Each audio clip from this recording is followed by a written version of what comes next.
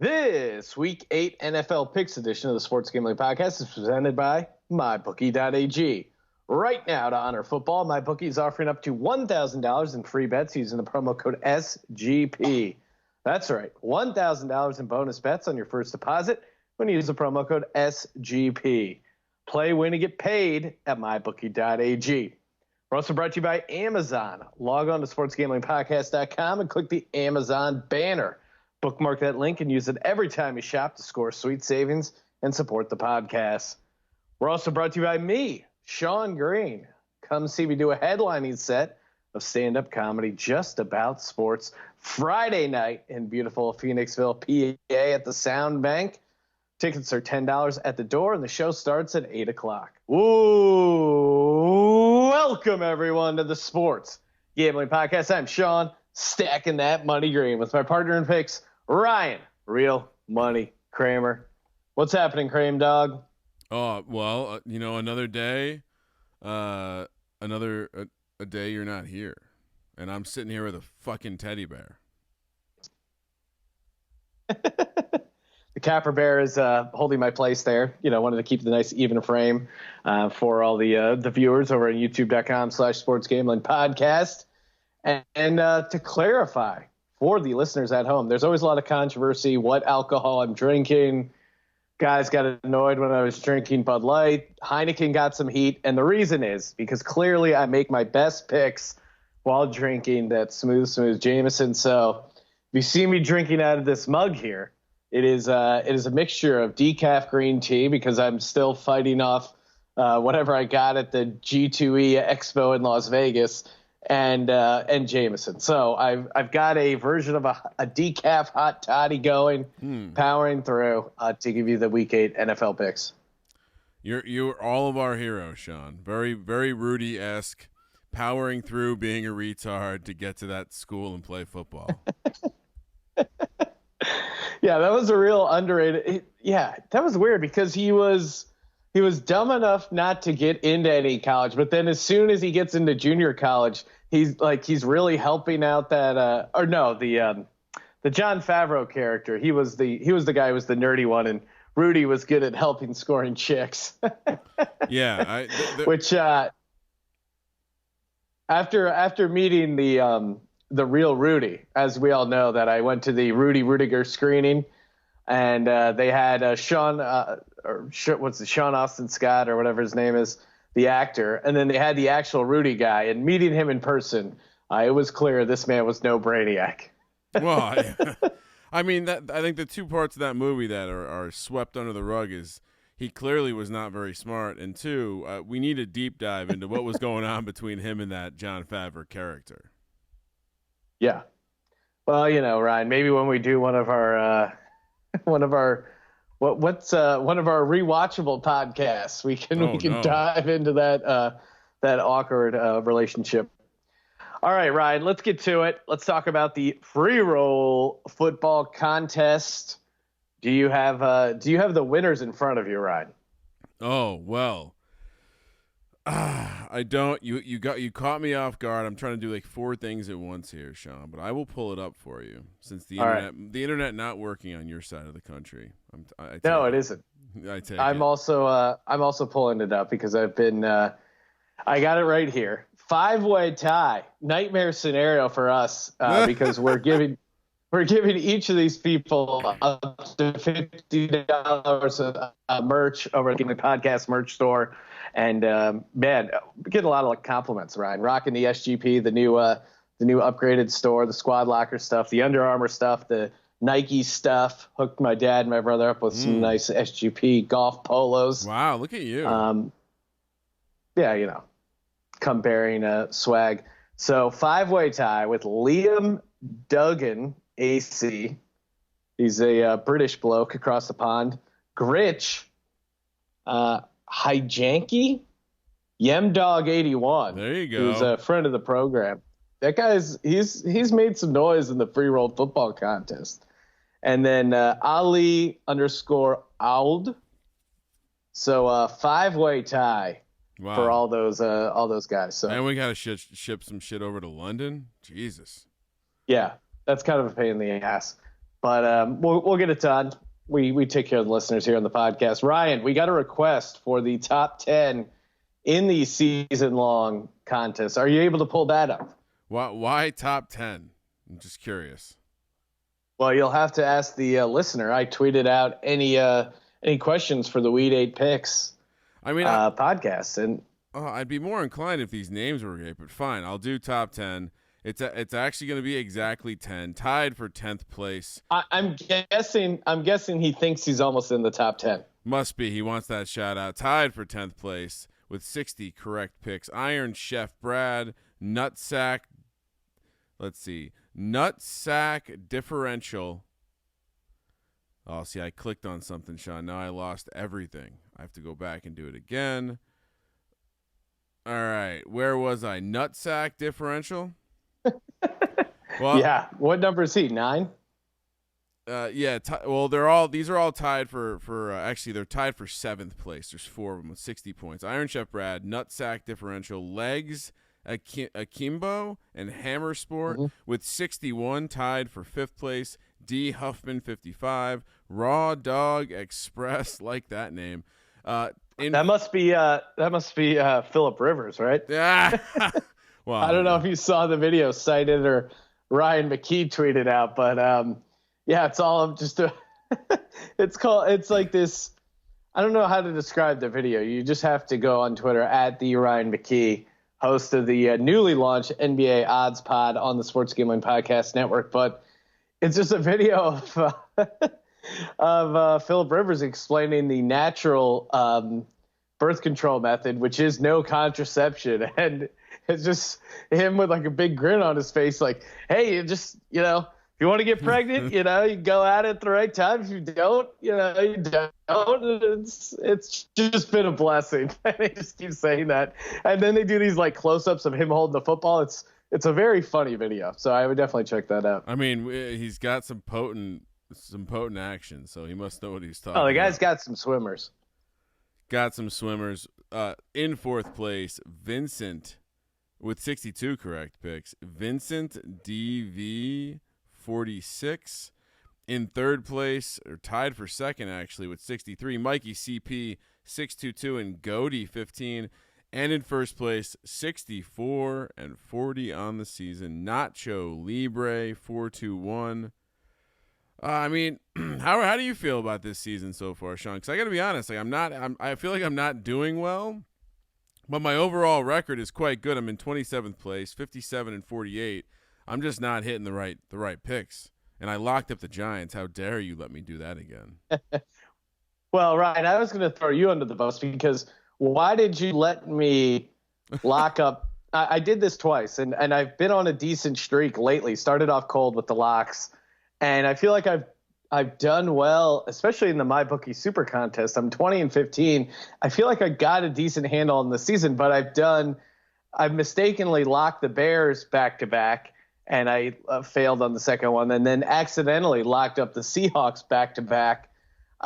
So if I somehow pick the Seahawks again, if you ever catch me locking up the same team back to back, I do not want to do that. So please alert me, let me know.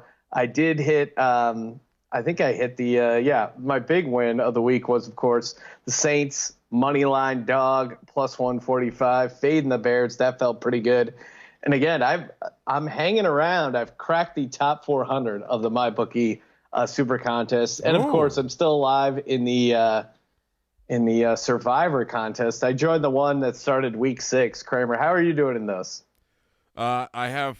I'm in the free one, the same as you. That I'm still alive there, and I have 4 out of 10 entries alive in the MyBookie Survivor contest that started week 1, Sean. And I wanted to pull up to see how many people are left because, I feel like I went all in last week with the Bills. It made me a little nervous, but it oh yeah, because I was gonna say if you didn't have the Bills.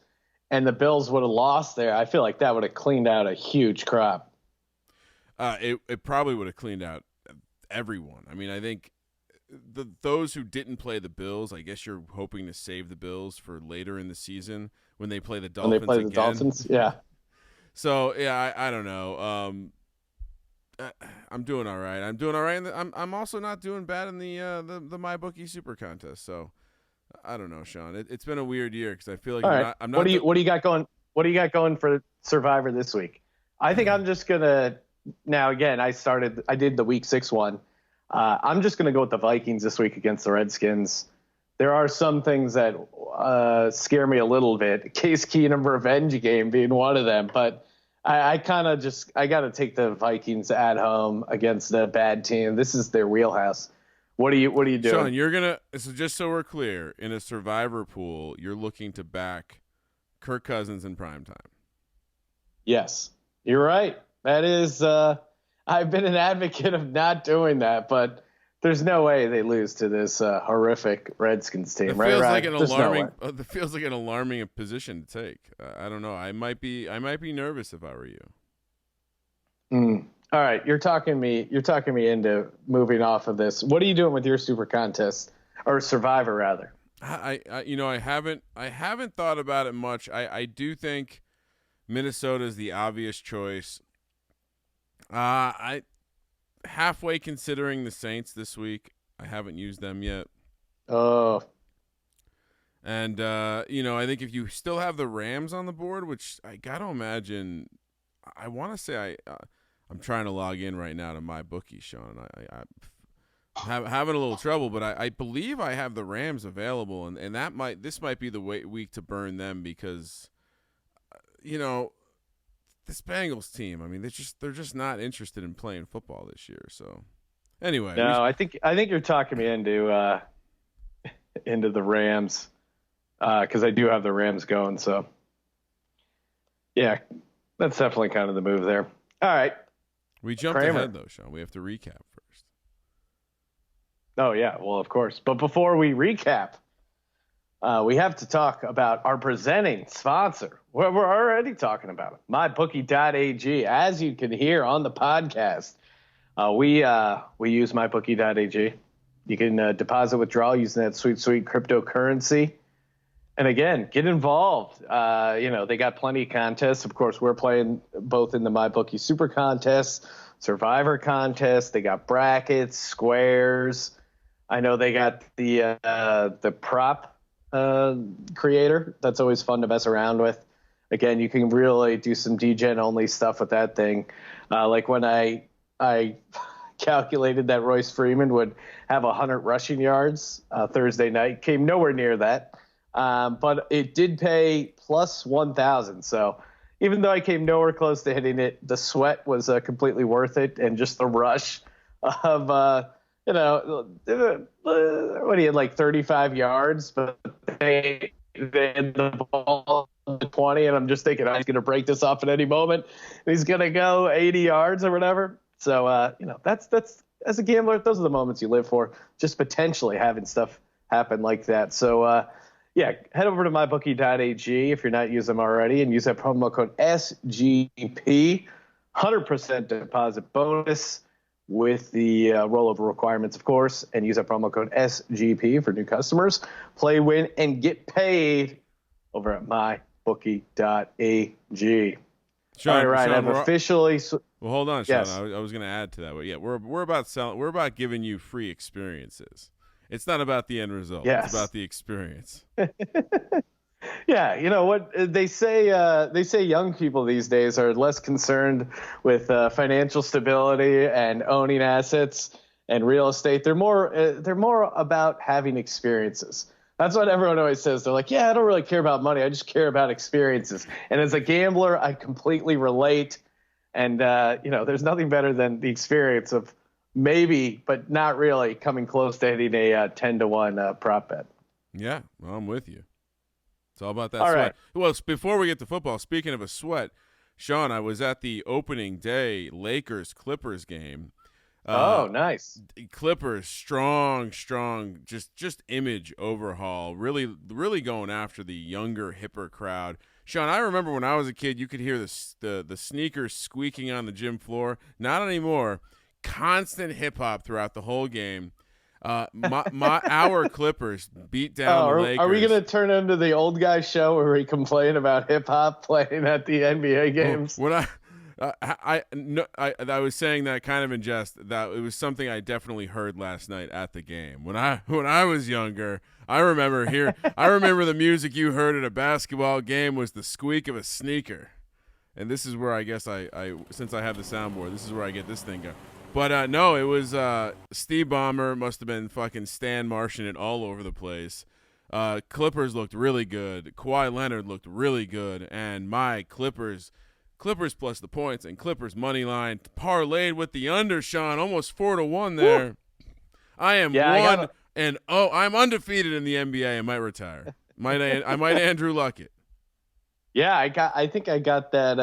I saw you tweeted it out. Our boy Kyle threw that the Clippers money line over at Gambling Podcast. It was very tempting. I got on it as well, and plus 140 money line. You see that? You see that crowdsourcing I did there, Sean? Yeah, that was great work. You know, not only do we help the listeners get paid, they scratch the back, they return the favor, they appreciate the free content, and also I mentioned earlier, but yeah, make sure to check out the new NBA only podcast on the Sports Gambling Podcast Network, the Odds Pod, hosted by Ryan McKee. So check that out. Good times talking a little hoops. All right, let's get to it. Rapid fire recap of Week 7. Chiefs 30, Broncos 6. Patrick Mahomes blew out his kneecap. They popped it back in. Matt Moore came in, threw a dime to Tyreek Hill. I love this spot for the Chiefs. I'm pissed I didn't kind of go bigger on this, but I had it. You Ryan, you got a little cute with the Broncos there, right? Yeah, no, I don't know what I was thinking. I was big on those Royce Freeman props as well, but Jesus. I mean, I thought the Chiefs would win, but I didn't see their defense showing up the way they did. I really thought the Broncos would be able to run the ball. What a weird I mean, honestly, this season just makes less and less sense. I mean, the Chiefs, this was the total quarterback goes down, everyone else elevates themselves. Now what happens next? Yeah, I mean, I'm with you. I didn't see the Chiefs shutting down anyone this year. So Spags got one. The defense was just lights out. I was very surprised about that. I mean, granted, Broncos don't have a great offense, but I thought they'd be able to hang. And that Broncos offensive line, Bowles in particular, is just a liability. Yeah. I mean, it's just they're trading away to Emmanuel Sanders.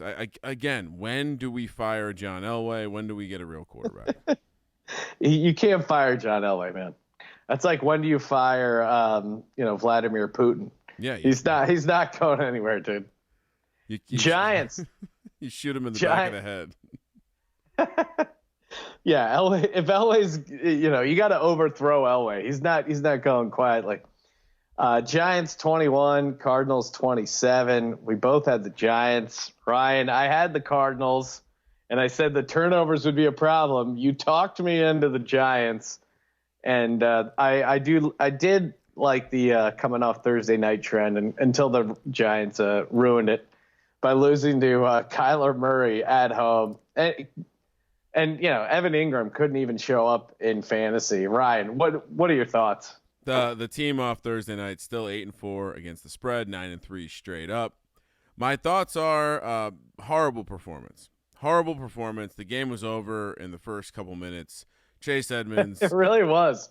Chase Edmonds and played. That was the other thing that was really annoying me. I had David Johnson in my fantasy lineup, and then it was like, oh, he's not going to play. Oh, he is going to play, but maybe you should put in Chase Edmonds. Then I reworked the DFS lineup with Chase Edmonds in it, and then I remembered when I won $200,000, I didn't change my lineup, so I didn't change my lineup. Nightmare scenario. Yeah, I don't know. There's a reason I'm wearing Mr. Taylor's jersey today. Statement. It's a statement game. If they go 2-6, the season's over, Sean. Their backs are against the wall. They're on the road. Oh wait, the season's not over? No, the season's on the brink. This is where the team. This is where the team galvanizes. In the 2011 season, were they also 2-5? I forgot. No, they weren't. No, they weren't. It doesn't remind me of either of the Super Bowl winning seasons. Oh, wow. Now I know. Now I know you're getting into a dark place. Talk to me next week, though, after Danny Dimes gets a big win in Detroit. All right. I will. That's what we do on the podcast. Colts 30, Texans 23. Love me some Colts. You were on the Colts as well. Should have locked this up. Made a nice wager on it. Again, Darius Leonard was back. Colts off a bye. It seems like there's a very simple formula to this Texans team, and it's, are they going up against a team that can kind of get a pass rush? If they are, bet against the Texans. If they're going up against a team that can't get a pass rush, then bet on the Texans. It's really kind of that simple. Also, just situationally, it felt like this is the perfect Colt bet on Colts game, and I don't know.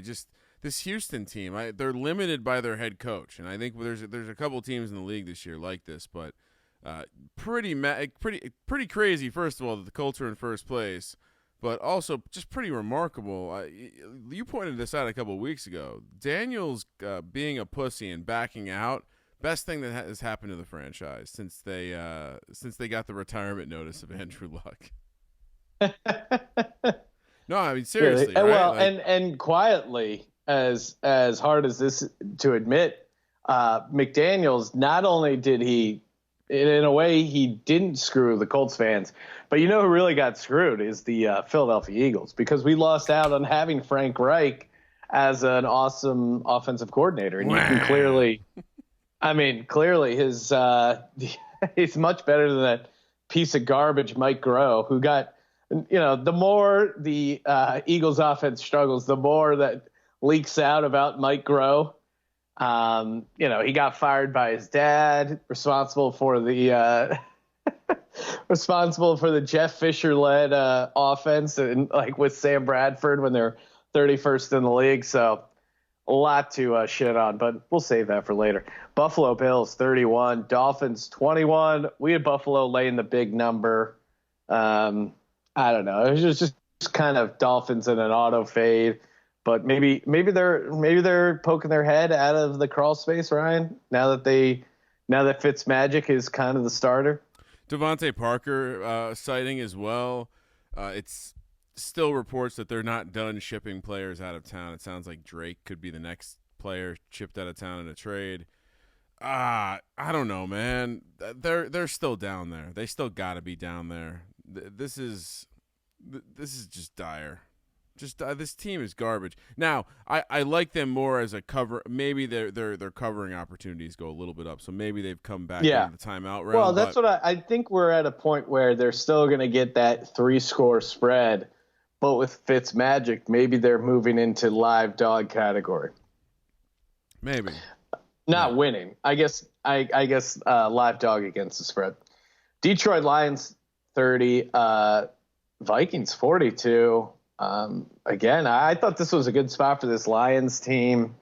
Nice bounce back opportunity at home, but kudos to Kirk Cousins. And I mean, I didn't see them coming in and putting 42 on the Lions. I certainly didn't. So, that was a bit of a surprise. I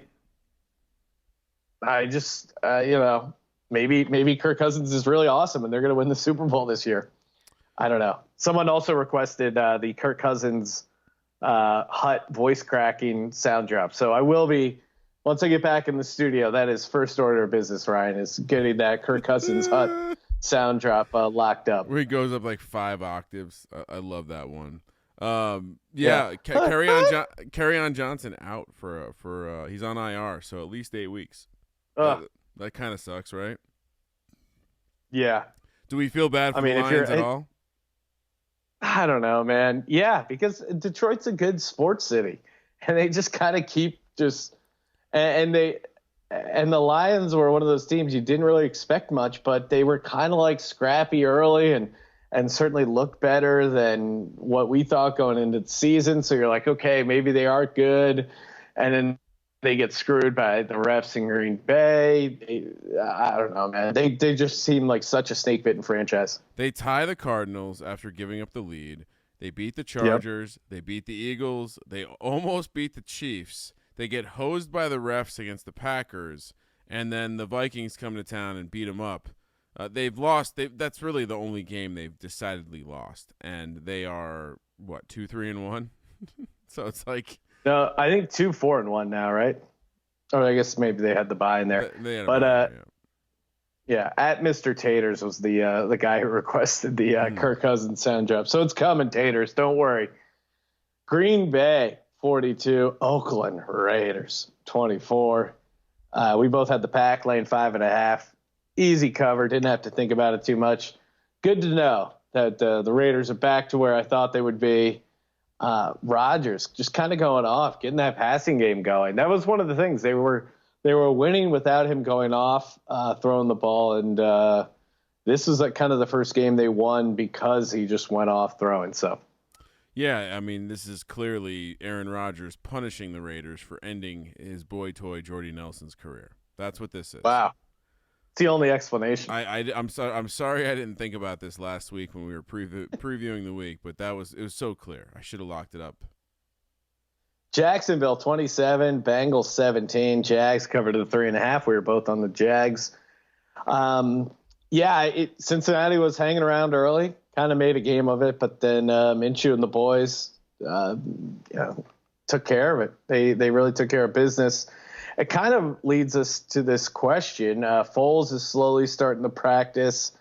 I don't know, Kramer. Do you think if Nick Foles is healthy, and this question is courtesy of Go Pack Go, AK @_asshat. He wants to know, does Foles play when he's healthy? No.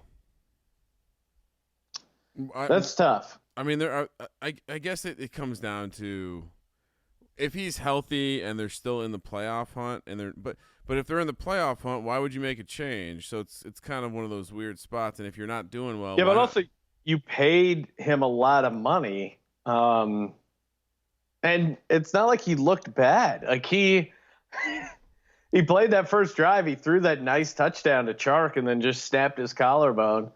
But yeah, I don't know what you do. I think what they do is they try and slow play his return as long as they can. Save him for the playoffs. Well, and maybe that's when Big Dick Nick kind of comes back. But I think they're paying him too much not to play him. And honestly, I thought if Mahomes was out for a really long time, him being traded back to the Chiefs, I think kind of made some weird sort of sense. But I think they're going to try and stretch it out as long as they can. Minshew holding down the ship before they have to make the decision.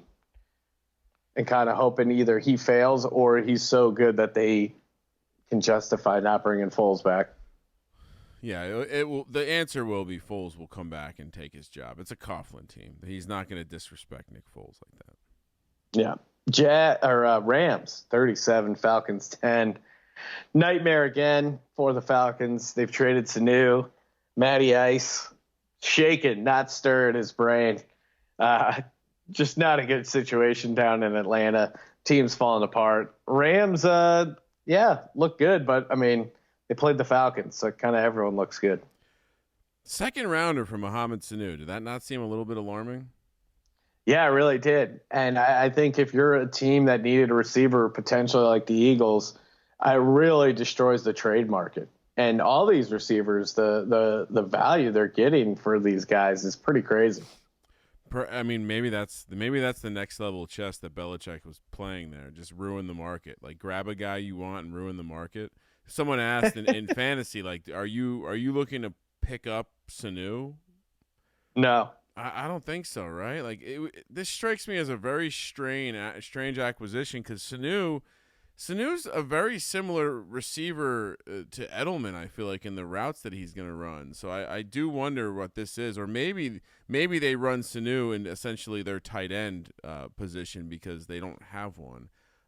Who knows? It was definitely curious, and all these fucking trades. It's weird this year. Like, I got to be honest, like. Yeah, and then again, Sanu too. Whenever a new receiver comes into the, it takes him a while to get used to Brady and the way they do things around there, and whatever kind of shenanigans they're up to in New England. It just seems like no one ever comes in. Like Josh Gordon, look at how long it took him to get going. Now he's on IR. It just seems like it takes these guys a while. So I'd be shocked if he does much between now and when the fantasy playoffs are over. You show up and it's like some skull shit where Tom Brady, like in order to be a receiver for Tom Brady, you got to suck his dick once, and that's why it took Josh Gordon so long.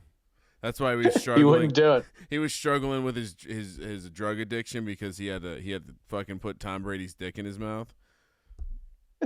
Anyway, I digress. 49ers 9, Washington Redskins 0. I had the 49ers, picked it at 9.5. So you got the win, Ryan. You had the Skins getting 9.5. Skins did just enough to cover, which was the joke I was hearing on Twitter, which was pretty great. I mean, it's pretty impressive to score 0 points and still cover a spread. So kudos to you, Washington Redskins. Yeah, I mean, fun game to watch. It was super wet. Dudes were sliding all over the place. Is it strange that I'm still not even close to sold on this San Francisco offense? No, and we kind of hit on it on the DFS podcast where we highlighted that Boston Capper was the one guy from Boston not in love with Jimmy G. He just doesn't look good. And, I mean, it's hard to criticize a guy who's had that win-loss record, but yeah, he just doesn't look great. I think eventually it's really going to hurt them, but their defense is so good, and the running game, the Shanahan offense is just kind of like successful ball control. They have a good formula going, but I do think Jimmy G's just like, it just doesn't look like it to me. You know what? The more I watch it, the more it reminds me of Keenum and that Vikings team, when they're kind of winning in a similar way. And they're, even that Vikings team, like they were putting up good passing numbers and stuff, but it just doesn't seem sustainable long term. I do like them picking up Emmanuel Sanders. I wonder how quickly he can get acclimated, but that's a nice pickup. Yeah, but again, he's old. Speaking of old, it doesn't get old watching the Los Angeles Chargers figure out new ways to blow games. Oh, my God. You had the Titans laying 2. They covered. I had the Chargers catching 2. And, again, just nightmare collapse at the end of the game. Get the ball down to the 1. Oh, did he score a touchdown? No. Reverse it. Oh, hey, scored it again. No, he didn't cross the plane. Then a fumble. Dude.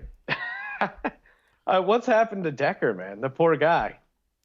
I don't know. I mean, it's crazy that this type of seemingly like luck-based scenarios continually happening to the same team. Yeah, I don't know. I looked it up on I had a couple games going on, and I was like flipping back and forth, and then I just glanced at the game cast, and it had the Chargers win probability at 96% when they're on the 1 yard line. That's 4%, bro. There's a chance. And the crazy part is that the Chargers are still very alive in the playoff hunt. So I mean, it's insane. At 2-5, they are not out of it by any stretch of the imagination. Yeah, the AFC is really, really kind of low. And then Tannehill, brought a little life to our gals. #tighten up. Yeah, making me a little nervous about the win total now that they have a quarterback that looks a little bit more competent. Corey Davis was involved, A.J. Brown involved. So, yeah, I mean, it's Tennessee, though. They'll figure out a way to zag back down. Seattle 16, Ravens 30. This game was a little closer than the score says. I had Seattle as my lock. Man, I didn't think that this Ravens defense would travel. I mean, 2 defensive touchdowns really were the difference in the game, and Lamar Jackson was just said, hey, screw it. I'm going to put the team on my back. I'm going to run around and just make it really tough on Seattle's defense. But it came down to those pick sixes. The second one was kind of when the game was already in hand, but that first one was really a backbreaker. Yeah, it's strangely, well, not strangely, I guess. Russell Wilson, bad game. Seattle loses. I think that will probably be a trend this year. If he does not bring it, they are in deep, deep trouble. That being said, he gave them 14 points, right? So I think this is, I'm sure you've heard it this week if you listen or watch any sort of sports related talk about the National Football League, but this was more about Baltimore than it was Seattle for me. I think Seattle tripped in this game, whereas Baltimore, to show up in a non-conference road game in a tough spot to play and go out there and win the game, I think this was a nice statement game for Baltimore. Yeah, I mean, I wasn't surprised that Lamar Jackson kind of had a good game, was running around, created a lot of rushing yards in the offense. I was really surprised that that Baltimore defense, which I thought was kind of just not that good and a little bit overhyped. I was surprised for them to show up on the road like they did. What didn't surprise me was the New Orleans Saints going into Chicago and taking down Trubisky 36-25. Again, that score is not indicative of how this game went. I was on the Saints, Ryan. You were on the Bears there, but it was, the Bears, I think, recovered 2 onside kicks at the end there. Got some garbage points, but man, New Orleans just came in and just really took care of business. Their defense looks really good. Again, Mitchell just does not look like a NFL quarterback. He just doesn't. Remember when people were coming at us? Remember that? Oh yeah. There was a lot of Mitch is definitely on the list of guys that you make fun of, and your Twitter mentions will light up for some reason. Not getting those anymore for Marcus Mariota, but he's definitely, to me, he's in that Marcus Mariota range. And I mean, Trubisky has to start running or doing something. The Nagy offense just doesn't look like it's working at all for him. The throws he can make, it's just rough.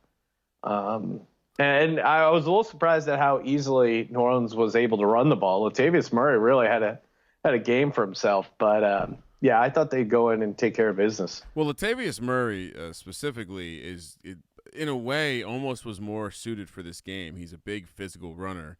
And I'm not sure Kamara would have been able to do that, which kind of gives this team a more suitable identity as long as Breeze is out, because I think Murray allows them to be a thumping team a lot more and kind of take advantage of that strength of the team, the offensive line. Sean, remember this, 2017, it was an April night, maybe May, whenever the draft was, and the Bears traded number 3, number 67, number 111, and a 2018 third-round pick to move up one spot with the 49ers and select Mitchell Trubisky when Patrick Mahomes, Deshaun Watson on the board. So Mitchell sucks. Bears fans, I'm sorry, but he sucks. And you need to look in the mirror and accept it. And just think about that for a second. Didn't have to trade off for Deshaun Watson. Could have just taken him. Yeah, no, I think they know that. It's probably every Bears fan is about to, throw himself in front of the L train or whatever. And it's so weird their history of not being able to figure out the quarterback position, but having awesome defenses. Like, how does that happen? Just year after year after year, different regimes, different coaches, different GMs, and they just still can't figure out the quarterback position. They'll get there one day. Dallas 37, Eagles 10. A just horrific collapse by the Philadelphia Eagles. A gutless performance by a bunch of fucking pussies. It was. The game was. I was still getting my drinks and food together, and it was already 14-0. Just complete failure, top to bottom. There's certainly been injuries. There's certainly been issues, but really, this is the worst I've seen a Doug Peterson-led team look in a long time. And there's certainly a lot of blame to go around, and I've been blaming people and different aspects, the entire week. You can talk about the GM, Howie Roseman, and not getting the right guys in and stuff, but to me, this comes down to Doug P. And no one on that team, no one looked like they were ready to play for a Sunday night primetime game against the Dallas Cowboys. You don't show up for Dallas? We've had shitty teams before, okay? You're talking to a guy who's rooted for Bubby Brister, Coy Detmer. There's been dark times. There's been 3-13 teams, but you know how you save the season is by beating the Dallas Cowboys. Now, this team had a lot more talent, and it's just injuries, guys not playing up to what they should be, the flow is just not there. And you can criticize Carson Wentz. I think he had a bad game. No other way to put it. To me, the offensive line, one of the biggest disappointments of the season. These guys really have, you can make excuses for other parts of the team, but really there's no reason this offensive line shouldn't be showing up. So again, Sunday, we're going to find out if there's any men in that locker room who want to go up to Buffalo and show up and represent the city of Philadelphia. And the Cowboys. John, I have some bad news. Carson Wentz was spotted at a vegan Thai restaurant on Jared Goff Sucks Island. This is trouble. This is trouble for the movement. Do people in the Dakotas even know what being a vegan is? No, they're unaware. And, the Cowboys, congratulations. You won a game. Oh. Shut the fuck up. I don't know what else to say. They just they kicked our ass, and it was horrible. I saw a Cowboys fan at work today, and he was just walking around with this big shit-eating grin. It's like, dude, calm down. All that's happened right here is Jason Garrett has secured another year of employment. So just added another year to Jason Garrett. And every fan of every other team in the NFC to the idea of more Jason Garrett. Sean, real quick, I had a nugget from last week. I didn't use it. But we were talking about how some of these players that have outlasted Andrew Luck. The most astonishing one, Robert Griffin III, Sean, still in the league, playing for the Baltimore Ravens. He's hanging on. Outlasted Andrew Luck. He's not taking a backpacking trip in Europe. He's not finding himself. He found himself in Baltimore. He's hanging out. He's going to have some crab cakes. It's going to be a good run. Hell yeah. People think he's Lamar Jackson. He tells people he's Lamar Jackson when he goes out. I know Lamar Jackson. New England 33, Jets 0. A big story here is Sam Darnold, of course, seeing ghosts. There was a big, everyone was all upset that they aired that clip. Can you believe that? Again, as much as it pains me to say this, New England team is amazing. Their defense is really historically good. And they haven't really played anyone. The Bills actually are the only team that they played with a above 500 record, but they're taking these shitty teams and just beating the crap out of them. And that's what you got to do when you're a really good team. And their defense is just amazing. Brady doesn't really have to do much. I do think you predicted on the DFS podcast, Ryan, that Sony Michel would not have a good game if I'm correct. I was there. Right. He just got 3 touchdowns. He had 40 yards. No, I know. It was just hilarious. We taped the DFS podcast before the Monday night game. You went out on the limb saying, I don't expect Michel to have a big game here. And then he doesn't have a big game, but you're right. He does score those touchdowns. 3 of them. What the fuck? Brady doesn't get 2 touchdowns because of that too. Just destroyed me. Killer. All right. Before we move on to the week 8 picks, got to give a shout out to Amazon. That's right. Oh, there you go. My ad music. Keep it going, Kramer. I can hear it. I can feel it. I enjoy listening to music, and you can listen to music over at Amazon. When you get that Amazon Prime, it's better than Apple Music, man. Tons of songs, tons of music, everything you want. And then the Amazon Prime, besides the free 2-day shipping anywhere you go, they also a number of good shows on the Amazon Prime. Big fan of Man in the High Castle, season 3, that's coming out soon. So make sure you head over to sportsgamblingpodcast.com, click the Amazon link, and then you're good to go. So sign up over at Amazon, support the podcast. And again, one last plug, Friday night, Phoenixville, PA, me, you, stand-up comedy, come hang out. If you're listening to the podcast, stick around after the show, grab a beer. Hashtag DGens only. It's at the Sound Bank, October 25th, 8 p.m. All right, let's do it, Kramer. Let's talk Week 8 picks. Nice work, Sean. Thursday night, Case Keenum and Kirk Cousins both in revenge spots as the Washington Redskins head to Minnesota, where the Vikings are 16.5-point favorites, minus 1,400 on the money line. Washington plus 850. 42 is the total. All right, Sean, double revenge spot. Kirk Cousins in prime time. Vikings defense is dominant in the spaceship. Lots of converging vectors, as they say.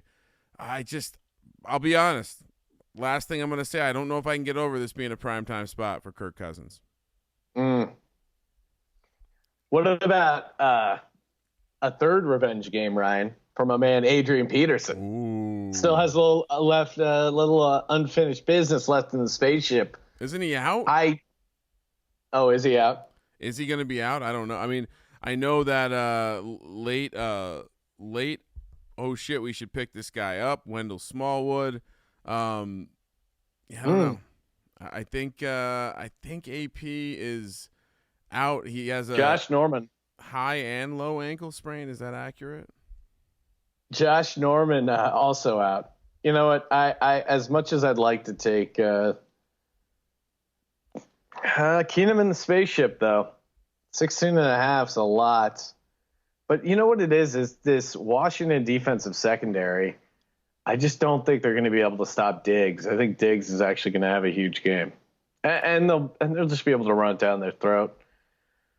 Although it is 16.5. Oh shit! Adrian Peterson is questionable. Yeah, I'll take Minnesota, but I'm not messing with this game. How are you laying 16.5?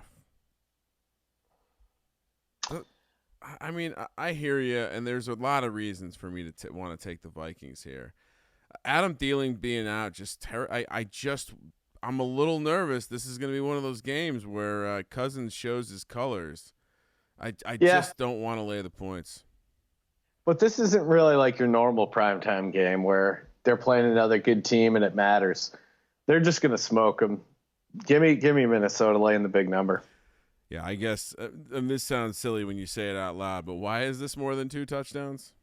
Perhaps it's the defense, and the defense locks them down. I'm going to take the points, though, Sean. I mean, they got shut out at home, and now they're going on the road in Minnesota. Very tough place to put up points. Yeah, this is all true. It's just a lot of points. A lot of points. I mean, it very well could be 14-0, and they cover again, scoring 0 points. You know what? I'll even go this far. I'm not taking the Vikings in the Survivor this week. It scares me. You did scare me off that, Ryan. So I did switch it to the Rams, but I think this game's like 21-0 or like 24-7. Yeah. Watch out. Keenum's going to have a nice game. Let's head over to Sunday, where the New York Giants are heading to Detroit to take on the Lions, and the Lions are 7-point favorites, minus 310 on the money line. Giants plus 255. 49 is the total. Oh, this is a big number. Big number. This team is banged up. This team is got to be a little bit of disappointment setting in. I don't know. What's your take on this one, Sean? The big number. I think this is a small number, Ryan. The New York Giants are insanely bad. 31st in the league and turnovers, minus 1.4 turnover margin per game. 32 is Miami, so they're slightly better than that. I think Stafford and Galladay, they'll have a big game passing. I think Detroit, again, they're not as bad as that 2-3-1. The Giants are probably worse than that 2-5. They should be 1-6 if it wasn't for that 30-yard field goal that Bucs kicker missed. I mean, if the Giants couldn't do it at home against the Cardinals, granted the Giants are a horrible home team, but I just don't see how they go into Detroit I just don't see them being involved in this game. Well, Sean, I'm going to take you a little bit next level right now. The Lions made a trade this week. They traded Diggs. They did. That was weird. One of their defensive backs to Seattle. Well, it's really weird when your Pro Bowl cornerback, Darius Slay, reacts to the tweet with a what the fuck facepalm, and then that's some bullshit. Lots of reports about the locker room being very surprised by this trade. I get it. They're all professionals, but this is the kind of thing that can derail a team that's already. Again, we talked about it. They've had all these successful games, and yet all they have to show for it are 2-3-1.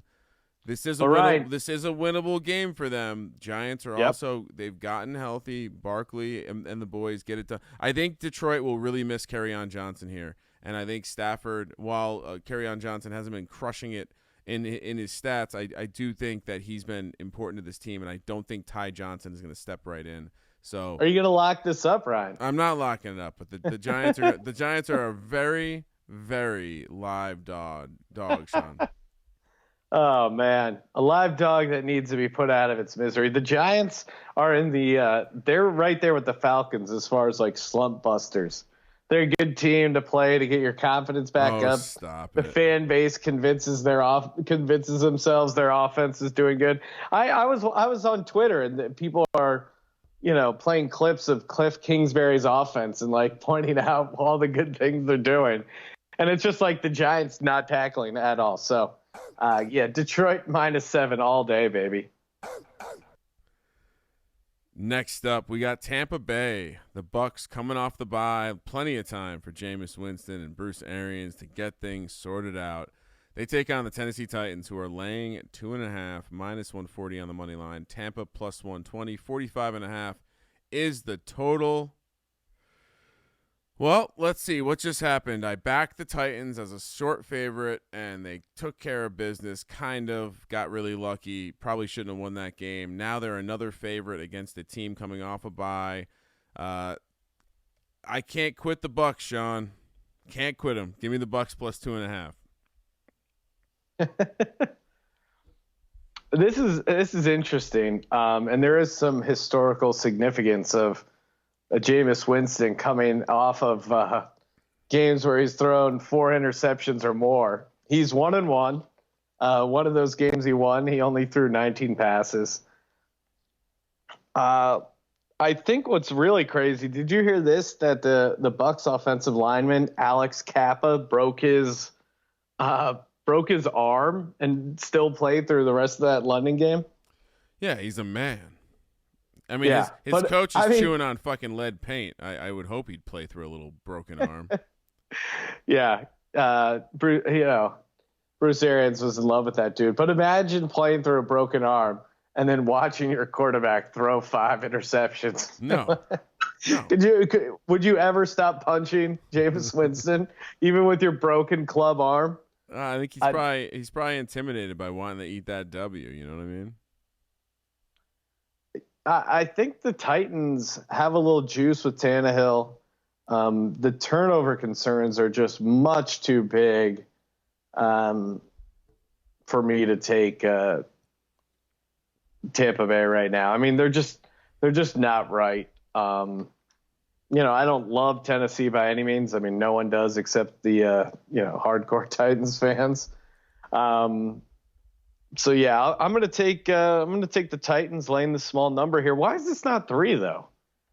I mean, what have you seen from this Bucs team that makes them get that extra half point? I don't get it. I mean, certainly they have some talented receivers, but and I guess I do like stuff that Tampa Bay's defensive line has done at times, but they also really got pushed around by the Panthers. So I don't know. I think Tennessee, Derrick Henry could get going. So yeah, give me Tennessee at home. Number 1 in defensive line yards, and I think that's the story. I think we're going to see a game where Tannehill's forced to do it without any help from the running game, and that's, I believe, why the spread is only 2.5. So yeah, good luck. I mean, what have we seen from this Titans team? What do? Well, come out, open the season, win a game. Nice. Good for you. Then what do? Lose. Then lose. Then win. Then lose. Then lose. Then win. This team is not going to win 2 straight games, Sean. You're off there. That's just good science. It's great science. What's this team on the season? 3-4. They will regress, go to 3-5. I'm sorry, I can't advise my clients to back our gals this week. Lost. They certainly don't feel like a team that's going to be 500. But I guess I would say, in the AFC, maybe they're a 500 team. The pattern of their season is win one, lose two, win one, lose two. One step forward, two steps back. So they're scheduled for a couple steps back. Moving on, the Chargers, they head to Chicago to take on the Trubisky-led Bears. Bears are -4. -210 on the money line. Chargers +175. 41's the total. I'm doing it, Ryan. You're not going to stop me. I'm going to take the Los Angeles Chargers. Oh, what? Phillip Rivers, 25-12 ATS as a road underdog of 3.5 or more. Trubisky, he's horrible. He's horrible. The team is so pissed at him. The defense is pissed at him. I think their offense is so bad, it's like deflating on the defensive side. And you see that sometimes where like teams have a really good defense and their quarterback sucks, and then they just like you can see the defense is just like bumming out. So they don't. They're just like, man, I can't do this anymore. It drives me crazy. Now, granted, the Chargers have lost guard Forrest Lamp for the season, but they got some good news, Ryan. Russell Okung is back. Now, maybe it's a coincidence that Bitcoin drops 9%, and then all of a sudden Russell Okung decides it's time to show up and play. But he's back, baby. And I think that's going to make a huge difference for them. I think this game is just going to be comically ugly, and I'll take the 4 points. I really don't have an opinion. My opinion on this game is what the fuck.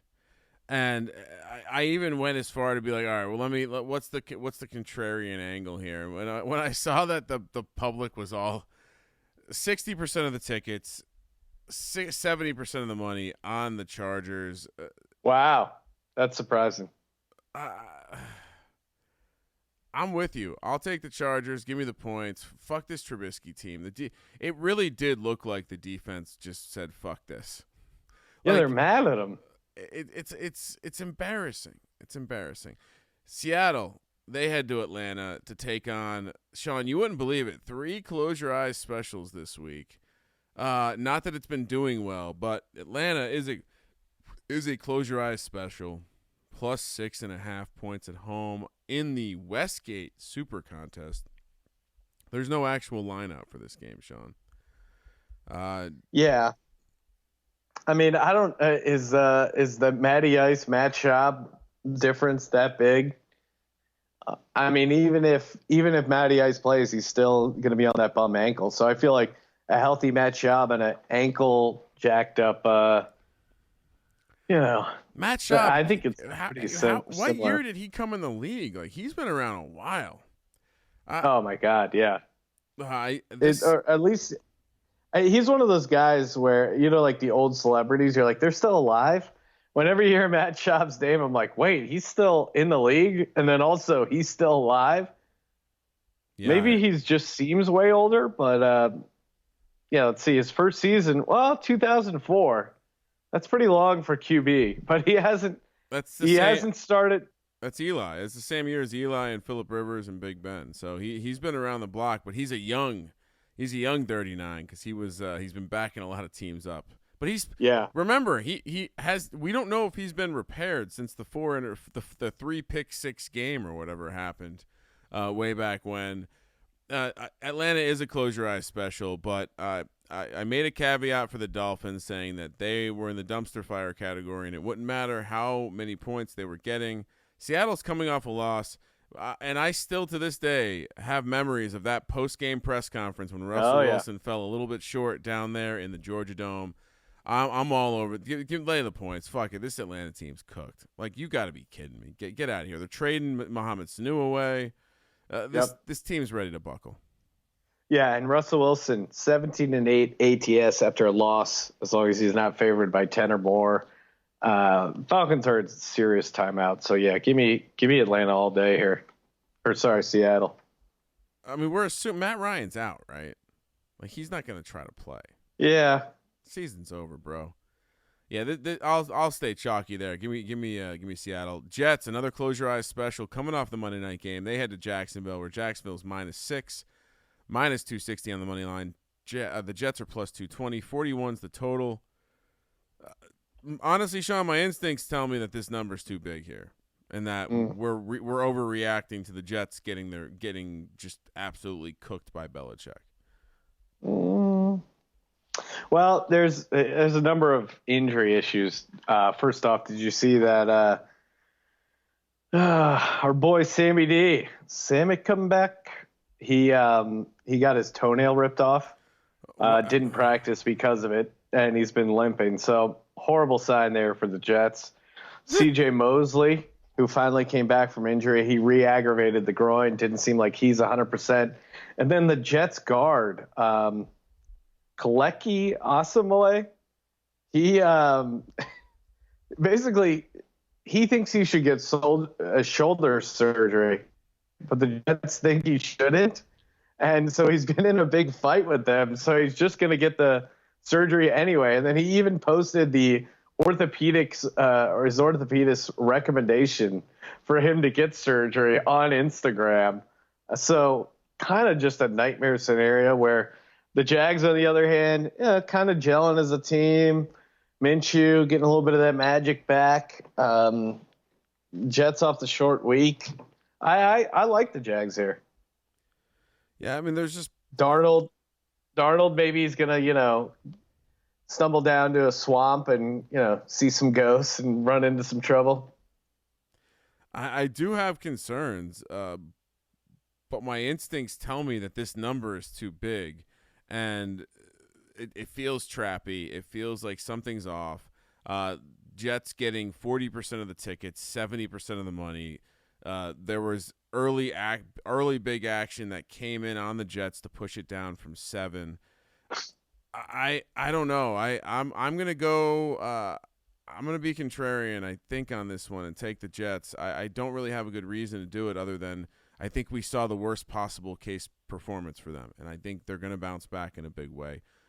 Jets, Sean, both New York teams, live dogs this week. Oh, man. I would love me a Jacksonville-Detroit moneyline parlay. That's probably like even money. Gross cities of America parlayed. Congratulations. Not that there's anything wrong with that. Philadelphia heads to Buffalo, where Sean, I saw some people from Philadelphia wanting to jump through some tables, so congratulations to that. Why don't you guys fucking sing some Kumbaya and circle around a fucking rose bed, too? You're supposed to hate each other. You're about to play, and these guys are making peace, wanting to come up and hang out. You guys, hey, Buffalo fans, we respect you. We want to hang. Shut the fuck up. You're going up there for war, Sean. I don't know what kind of sport you think is going on there in Philadelphia. This is why this team's soft. Philadelphia heads to Buffalo, where they are a 2-point dog. Sean, you wouldn't believe it. They are also a close your eyes special. +110 on the money line. Buffalo -130. 43.5 is the total. Will the new Lovebirds, maybe a tie is in order then, take the points? Right. To clarify, I can call the Eagles soft. You can't call the Eagles soft, all right? Whoa. When you guys figure out how to put together a winning season in New York, then you can start calling other people soft, all right? I can critique them, okay? I know when I call them gutless losers, it's with love. It's with I'm giving them the tough love that Doug Peterson cannot give them. I have no reason to believe in this Philadelphia Eagles team.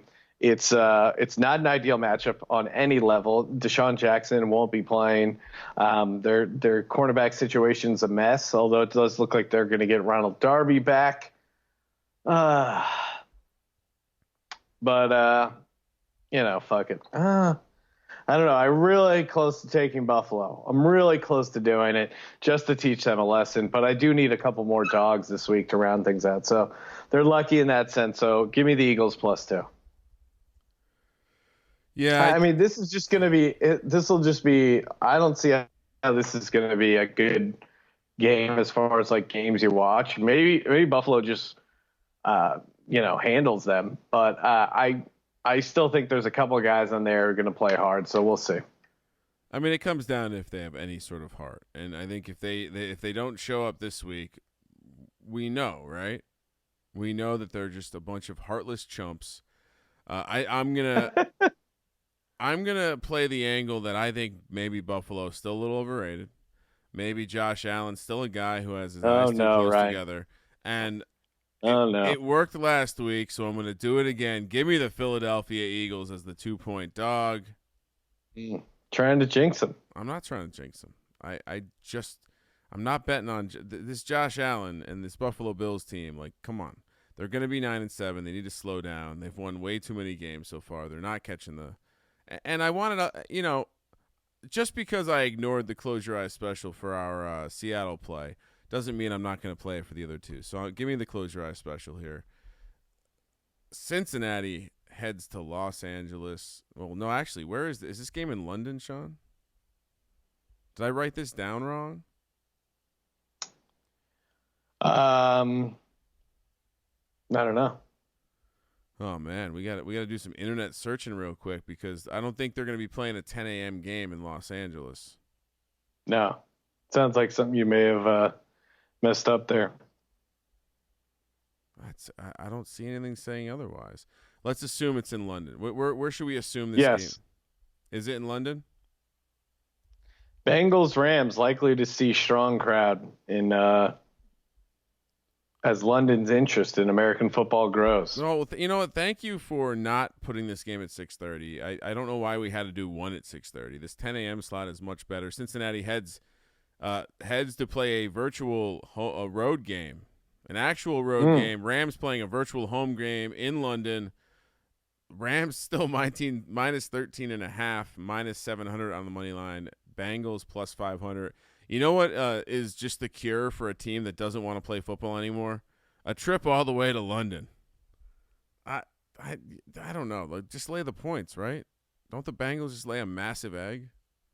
Yeah, I mean, and the Bengals are another just like weird, just a weird team.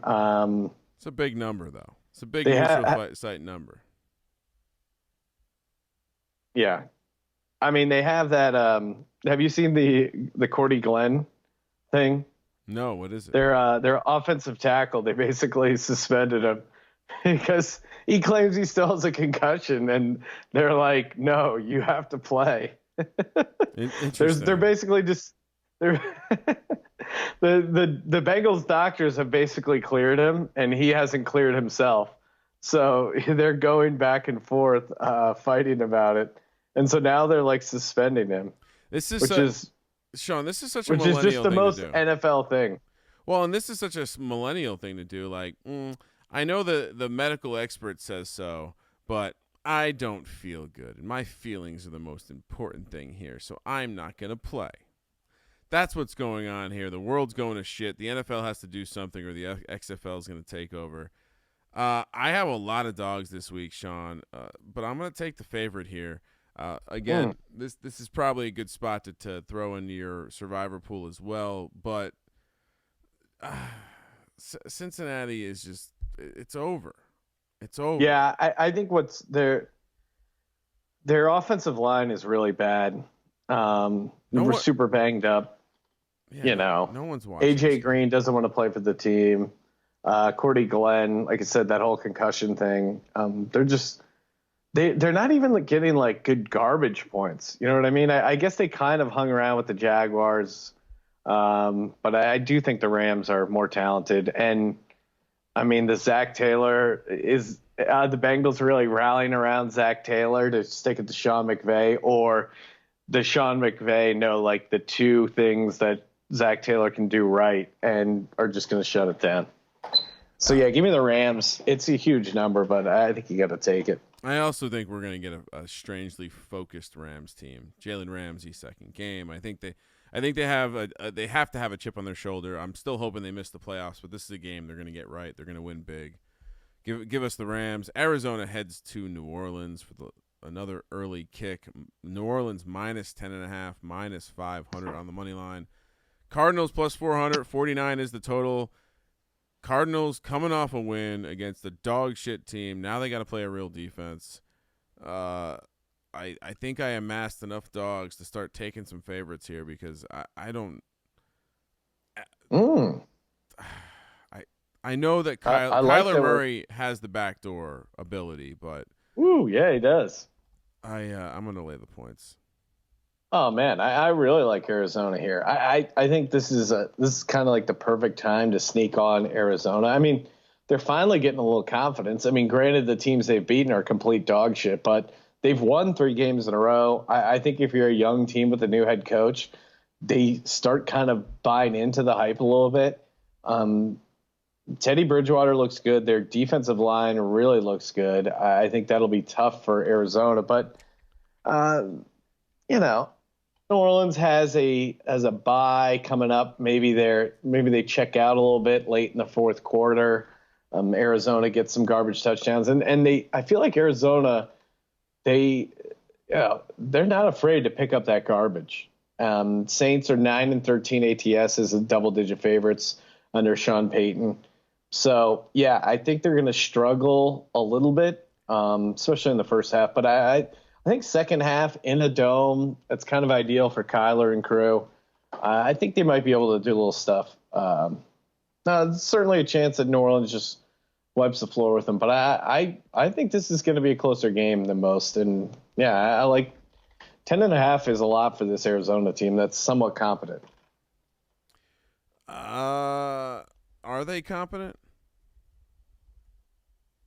I mean, yeah. What are you basing that They on? won 3 games in a row. 2 of which were on the road. Kyler, they have some sort of offense that they can run. They got Chase Edmonds, who's looked good. I mean, granted, again, it was against the Giants. But yeah, I just think they'll be able to hang. Yeah, I mean, they beat the Bengals by 3, the Falcons by 1, Giants by 6. I think this is by far the best defense they've seen all year, and I think we're going to see that defense shut them down in a real way, and I think we're going to see Latavius Murray and this team be able to pound the rock and just completely control the clock. If you look at the way that they scored a couple big plays on the ground last week with Chase Edmonds, if you take some of those plays away, there wasn't much going on for this offense. Also, Sean, we like to talk about the regression. They converted so many third downs last week, and we all know that the measurement of an offense or a defense is how they perform on first and second down. The third down performances will regress. They were way too successful last week. I think this ship comes crashing down. You nailed it. They won 3 in a row. Even more reason to fade them here.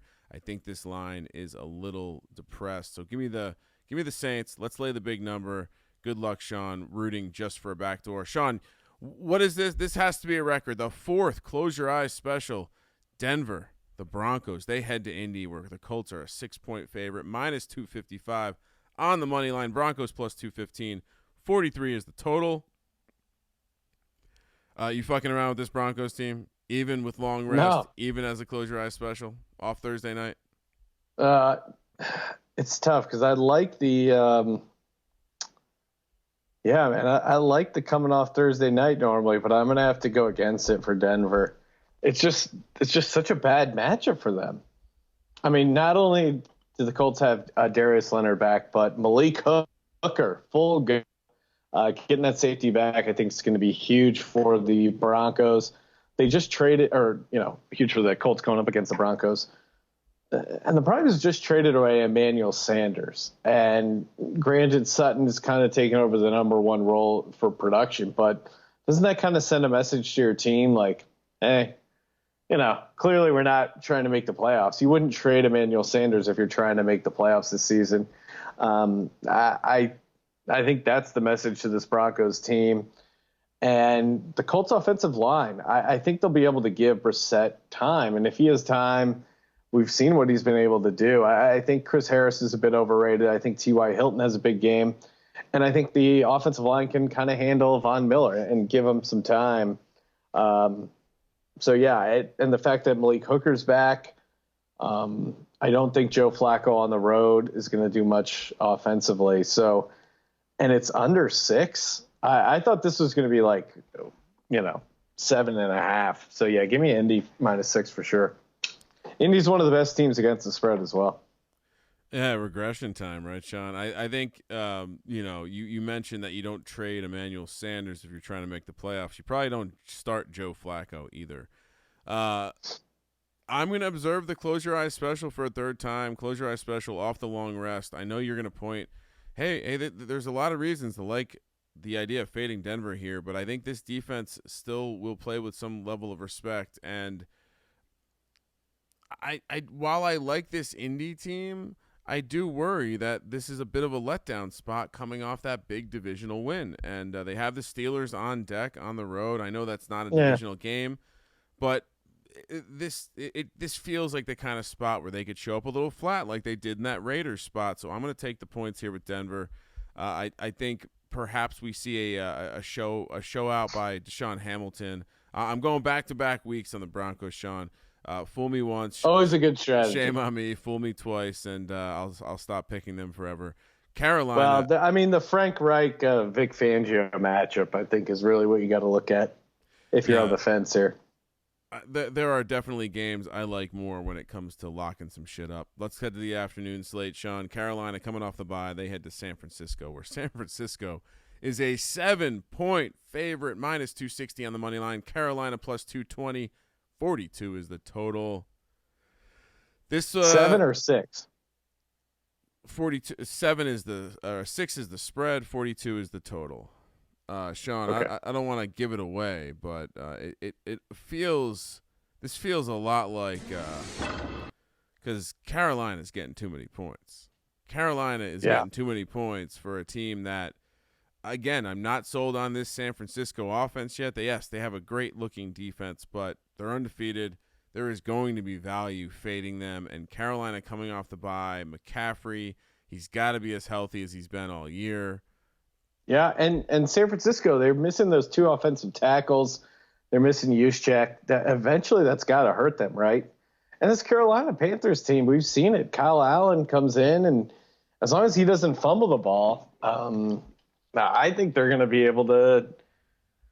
I think they're kind of like these two teams are pretty similar, right? Am I crazy to think that?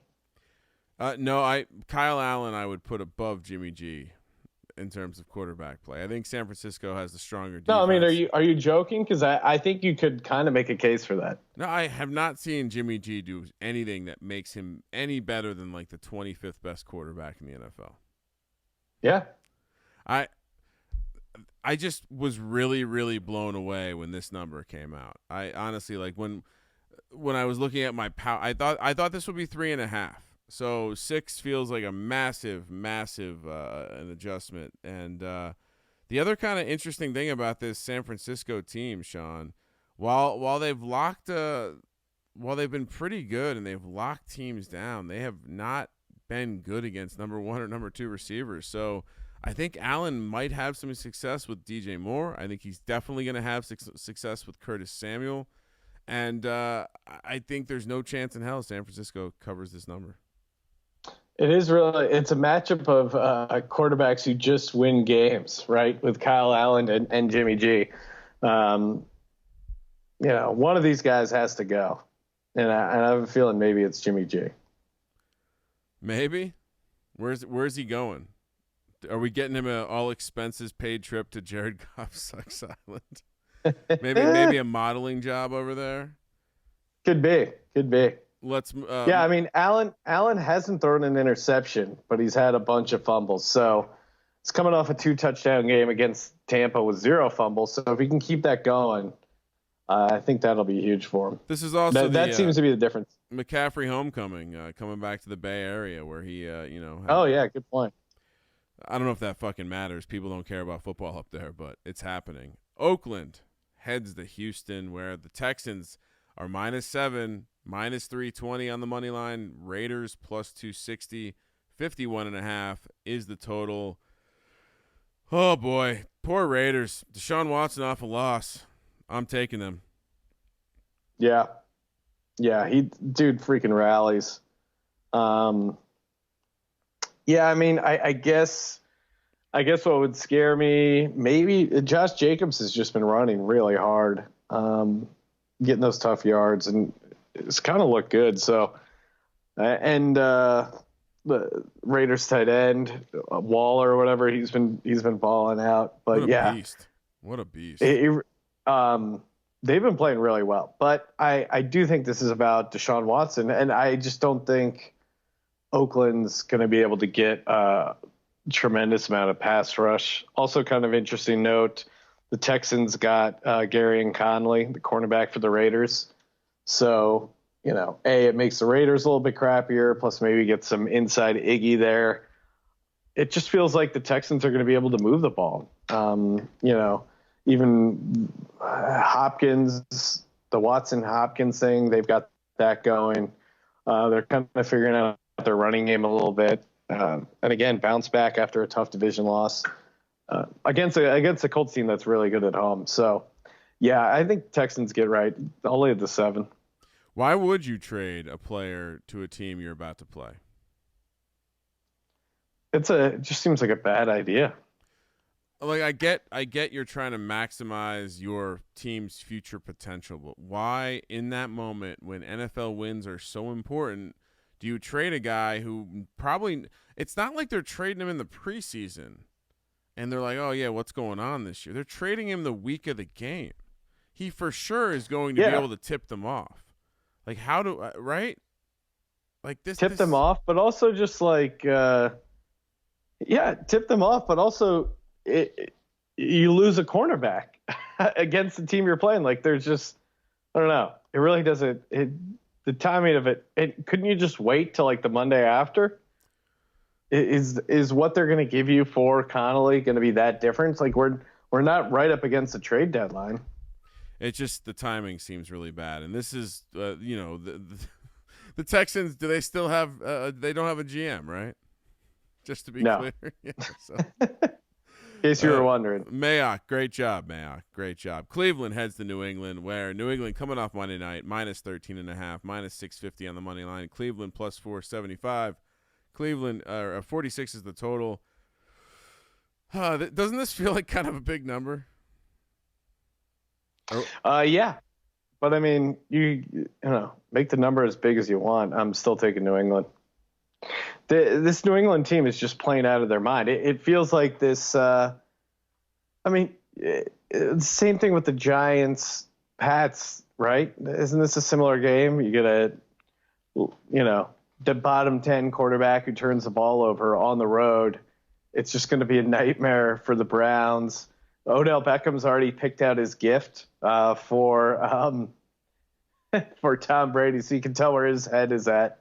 He's getting Tom Brady cleats that are made of goat hair because he's the GOAT. But Beckham also got himself a pair, but he thinks Brady is the bigger GOAT.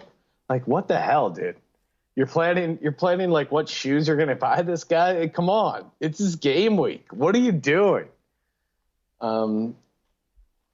Interesting note, though. Josh Gordon is on IR, kind of a weird thing, but it sounds like he may try and play again this season. So I think there's like a thing where like if he goes on IR, then he can kind of still be claimed by another team or something. I don't know. So it'll be interesting if he resurfaces. And then interesting trend here from Walter Football, where I pull a lot of stats. Love that guy's write-ups. Teams coming off Monday night games are 28-12 against the spread versus opponents off of buys. And I bring that up just because it's like so counterintuitive to what you would normally think. But yeah, I don't know. This Pats team is historically good, and there's really the haves and the have-nots in the AFC, and clearly this Cleveland team just does not have it. So yeah, give me the Pats laying 13.5.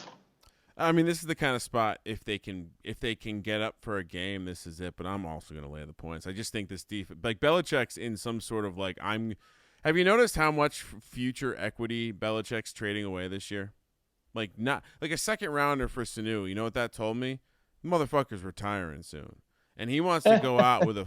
I'm serious, like a second rounder for Sanu. He's trading away equity in ways that he doesn't typically do, and I just think he wants nothing more than to have this defense be like the crown jewel of his. I think this is the strangest FU mode ever, but I don't know. I don't see how Cleveland scores 14 points here. Give me New England minus points. Yeah, Mayfield leading the league. And that's with a bye week in there with 11 interceptions. So it's impressive. Sunday Night Football, Sean. Green Bay heads to Kansas City, where I gotta have you guys over more often. Right? If Progressive, State Farm, those guys, they should just give him a break on running the commercials until he has a good game. You know what I mean? I get it, you paid for him, but let's do everyone a favor. Just hold off on the Baker ads until they start sniffing 500 again. Yeah, you can just. I mean, it's no harm in using nothing but Aaron Rodgers commercials. That's fine by me. He's a charming gentleman. Green Bay heads to Kansas City, where Kansas City, coming off the Thursday night game, is a 4-point home dog, plus 175 on the money line. Green Bay minus 205, 47.5 is the total. Backup quarterback in Kansas City. Is Aaron Rodgers going to get disrespected by Matt? Aaron Rodgers is not losing to Matt Moore, right? I don't know. I like this spot for the Chiefs. Don't. Stop it. Yeah, I do. What's not to like? Coming off the Thursday night rest, Matt Moore looked respectable. You saw that dime he dropped to Tyreek Hill. Green Bay. Do they really need this non-conference road game? Yes. Kansas City's defense really kind of showed up. I don't know. I just like Andy Reid. That first game, I think he can scheme this up. It sounds like Patrick Mahomes is already practicing, so that carrot's dangling for the team. Like, hey, we just got to play our asses off this week at home, and then maybe Mahomes will be back the next week. So I think there's a lot of reasons for this team to show up at home. And it's a Sunday night game. Like, the place is going to be going nuts. It's one of those games where Green Bay fans, they normally travel well, but I think they're not going to be in Kansas City. And yeah, I mean, Rodgers has looked great. The team looks good, but I don't know if they're a -4 road favorite against this Chiefs team, because I think Andy can scheme up a decent game plan for them. What would this spread be if Mahomes was healthy? Let me think. I think it was like KC -4 the other way. So is Patrick Mahomes worth 8 points? I don't know. I think the fact that the team realizes they have to play up now that Mahomes isn't in there, and you saw the defense I thought the defense played better, and the team as a whole stepped up when Mahomes got knocked out of the game. Now maybe that was just a in-game thing, a one-time thing, and maybe they won't show up at all for the Sunday night game. But I'm kind of betting they will. Yeah, we've seen this Kansas City team struggle against the running game and just offenses in general. They're coming off their best performance. I don't expect that to continue. I see a big game for Aaron Jones. I think Aaron Rodgers goes off here. Give me Green Bay laying the points. I mean, the only thing that even gives me pause here is Andy Reid with long rest. That's it. But yeah, that's a big reason why I like it, is that I think he's, as soon as the game ended Thursday night, he's already, looking at Green Bay, looking at what they're doing. He has a history with Rodgers. Chiefs -3.5. You're getting excited about the fact that they shut down Joe Flacco. That's all I'm going to point out. Monday Night Football, the Dolphins. How did ESPN just land this gem of a game? This would have been a nice game back in the 70s. Miami heads to Pittsburgh. Pittsburgh off the Larry bye. Zonka.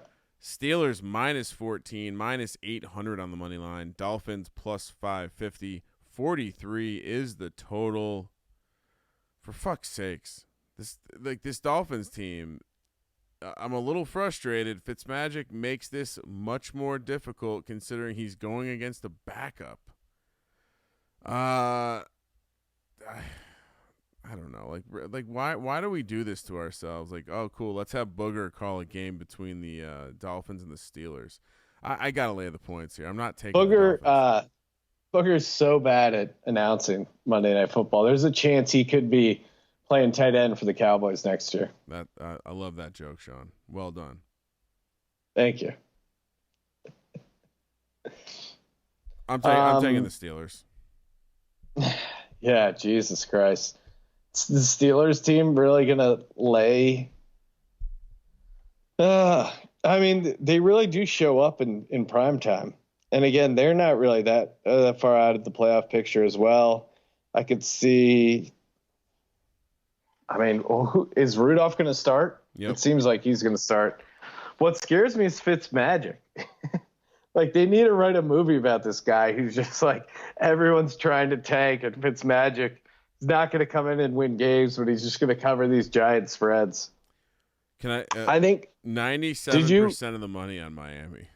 Yeah, and that's what I was going to get at. Like, that I was kind of making a case either way here, kind of on the fence, but yeah, I guess I'll go Pittsburgh minus 14 with the fact that the public's all over the Miami Dolphins. That's scary. All right, Sean, we did it. We made That'll it through. Do it. This is it. We're done with the remote shows. Yeah, getting back in the studio. I'll be back in the studio for the pregame Periscope Sunday, so stay tuned for the lock tweet, and all you got to do is retweet that, and we pick a winner. And then if the lock hits that got the most votes, then you win $100 cold hard cash. Pretty easy.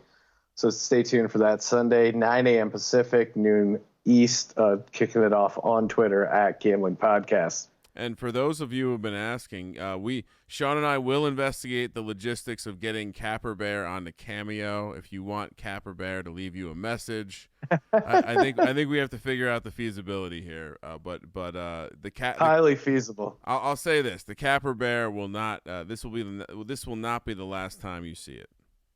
No, he's gonna go away, but he'll be back one day. All right, Sean. As I stare at the soundboard and look for the Lock Dog Tease sound effect. So upper right. Upper right. There we go. Well, that's there. Nope. Oh, there we go. Happy birthday. Since you're not here, Sean, do you want to go first? Yes. No, I don't. You don't? I went first last time, and the Eagles had one of their most horrific losses of all time. So I'm going to allow you the honors. All right, let's get it started. Give me the Carolina Panthers. Lock that up. For my dog, I told you they would be a live dog. Give me the New York Football Giants plus 250. Brian, come no, on, okay, I won't do that. Give me the Tampa Bay Bucks plus 120. Oh, You're not going to allow that either? We need like a Chihuahua barking for these little dogs, like a little yappy, like woo woo. You can't play the DMX dog sound effect if it's under 150. All right. If you want to pick, hey, that's your dog. That's your dog. I'm not gonna throw you off. You know what, Sean? You're right. Let's slot the Carolina Panthers down to the dog spot plus 220. Okay. Are we okay with that? Are we okay with that? No, that's a great dog. That was gonna be my dog, but I'll have to find a new dog. You can play the same dog, bro. It's okay. You could even go Washington Redskins plus 850 if you wanted to have some real cojones. For my lock, you know what? I've been doing all. Let's just keep cashing with them. Atlanta Falcons. Sean, how do you want it? I need an official ruling from you. We picked this at 6.5. I'm seeing a combination of 6.5 and 3.5. We should leave it at 6.5, right? Yeah. All right, give me Seattle at minus 6.5. Whatever this number is, just play it. Fade the Falcons. They're trash. Dan Quinn still employed?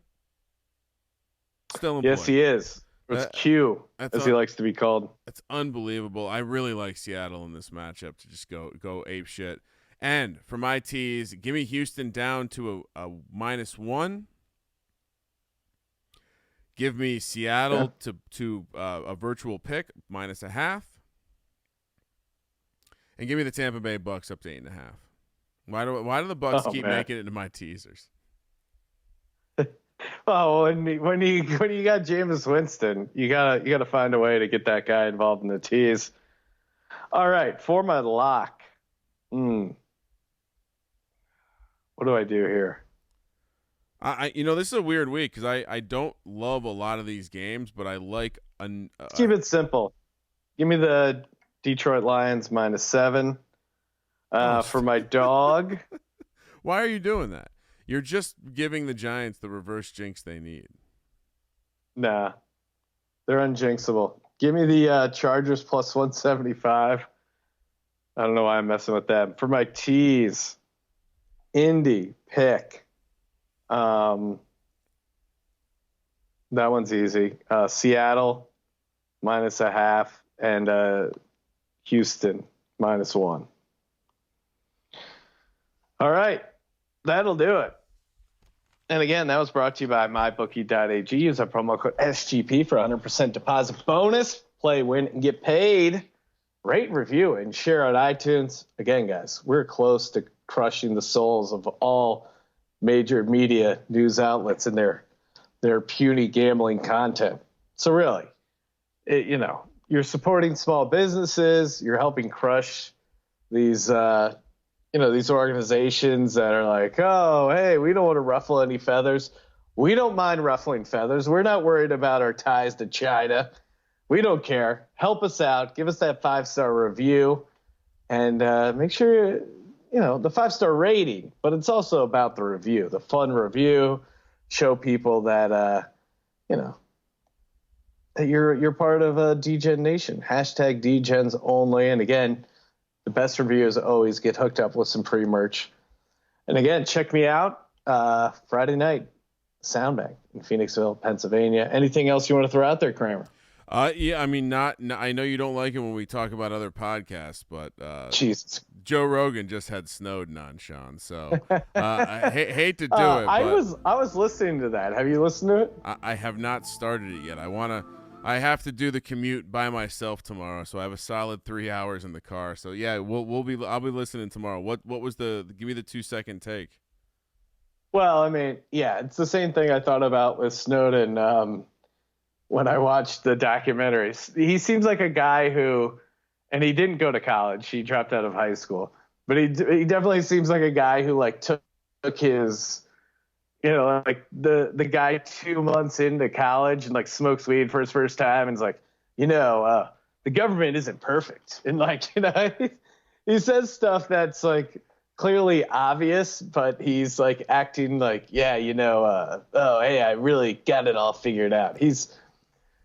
He just strikes me as a guy who's really going out of his way to present himself as an intellectual, which is always hilarious. Yeah, I mean, what's he got to lose if I know exactly what you're talking about. I think strangely, well, he refers to himself as a technologist. Yeah. It's like, dude, you were working on like you're doing like tech support. Relax. Well, I think there, as someone who is surrounded by this type of person, I think maybe that's less abnormal for me to observe because this kind of strange inability to reflect on someone's actual image. Like, I think the average kind of computer nerd has a drastically different self-image of themselves. So for him to be reflecting that self-image outward is not surprising to me, is all I'll say. Anyway. All right, you don't want to bash a fellow nerd. I get it, right? Oh no, I'm just saying I get it. I've seen the behavior before. Yeah, he seems like a guy who didn't go to college and is like trying to act like super. I didn't need books. I kind of, the world was my. Not that you need to go to college, but it's just hilarious that like he presents himself as like, yeah, the books weren't really my thing. I wanted to let computers teach me. Just those guys are always hilarious. Neo was a real big inspiration for me. He decided one day to take the red pill and his eyes opened up, right? That's what it strikes me as, except he's not alt-right. Fucking wish I could take the red pill. Good times. Take all the pills and order them from Amazon. Thank you guys, as always, for tuning into the podcast. For the Sports Gambling Podcast, I'm Sean, stacking the money green, and he is Ryan. Let's go, Giants. Kramer. Let it ride.